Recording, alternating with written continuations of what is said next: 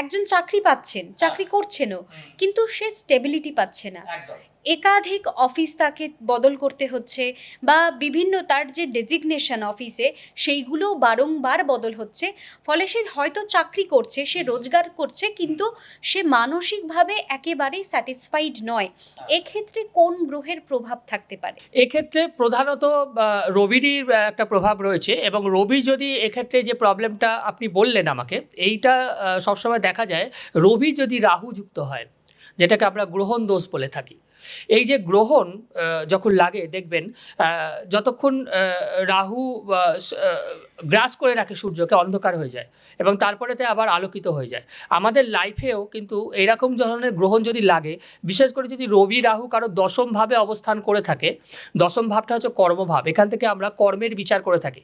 তো এই দশম ভাবেতে যদি কোনোভাবে গ্রহণ লেগে থাকে, তাহলে তার সারা লাইফটা কেরিয়ারকে কেন্দ্র করে গ্রহণ চলতে থাকে। মানে সে একটা চাকরি পায় আর একটা আবার ছেড়ে দেয়, আবার এক জায়গায় জয়েন করে, আবার সেখানে টিকতে পারে না, আবার ছেড়ে দেয়। এই প্রবলেমগুলো তার জীবনভর চলতে থাকে।